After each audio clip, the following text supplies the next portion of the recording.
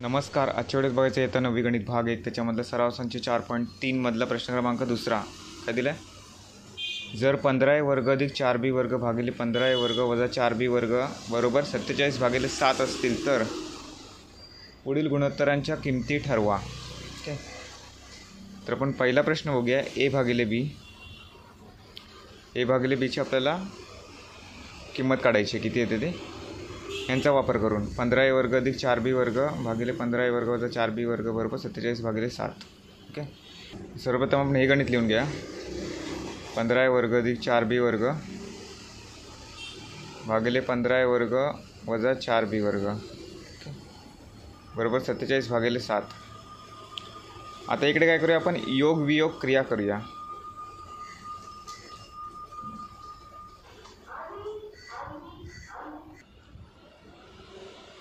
योग वियोग क्रिया करून आता योग वियोग क्रियेमध्ये काय असतं, छेदस्थानची जी संख्या आहे ती अंशस्थानच्या संख्येमध्ये एकदा मिळवायची आणि एकदा वजा करायची.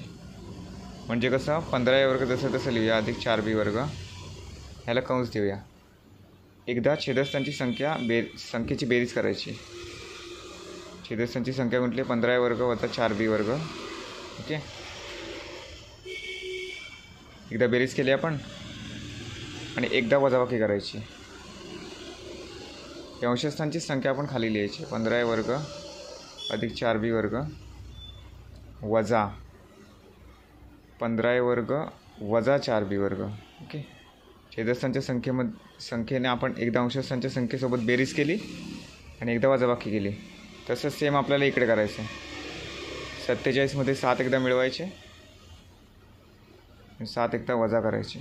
ओके, त्याला म्हणतात योग वियोग क्रिया. आता आपण उत्तर काढूया. 15a वर्ग अधिक 4b वर्ग अधिक 15a वर्ग वजा 4b वर्ग.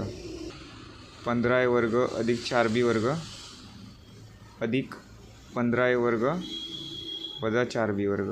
ओके, आणि छेदस्थानी काय शिल्लक राहिला, 15a वर्ग अधिक 4b वर्ग 15a वर्ग अधिक 4b वर्ग जसं तसं राहिलं. आता वजा चिन्ह असल्यामुळे गुणाकार होणार. वजा चिन्ह येते, वजा गुणिले 15a वर्ग वजा 15a वर्ग आणि वजा गुणिले वजा 4b वर्ग अधिक 4b वर्ग.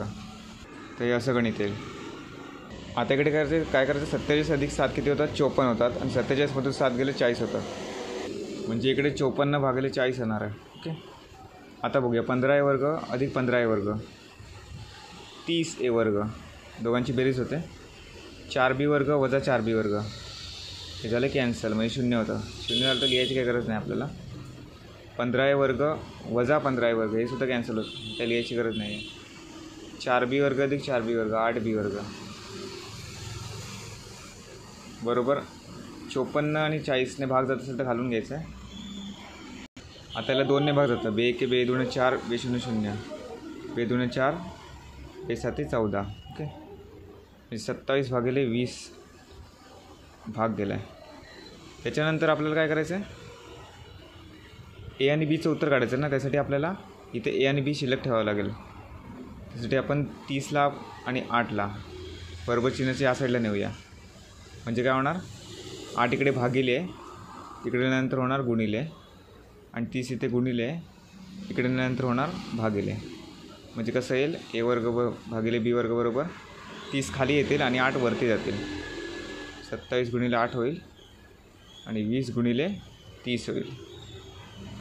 आता भाग जात असेल तर घालून घ्यायचं आहे. आता हे बघा, 4ने भाग जातो. 4 2 8 4 5 20. ओके, त्याच्यानंतर 2 न्यायला भाग जातात. बे के बे बे के बे बे 5 10.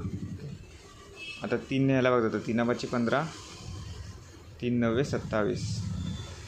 आता ए वर्ग भागिले बी वर्ग बरोबर अंशस्थानी काय शिल्लक राहिले 9 आणि छेदस्थानी 5 गुणिले 5 म्हणजे 25.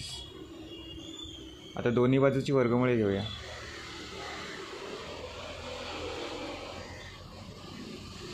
वर्गमुळे घेतल्यानंतर काय येणार, ए वर्गाचं वर्गमूळ ए आणि बी वर्गाचं बी आहे.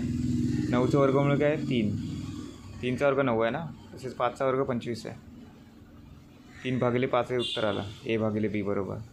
आणि तेच पहिला प्रश्न काय होता, ए भागिले बीचं उत्तर काढायचं होतं, ते 3 भागिले 5 आलं. ओके, प्रश्न क्रमांक दुसरा नेक्स्ट व्हिडिओमध्ये बघूया. धन्यवाद.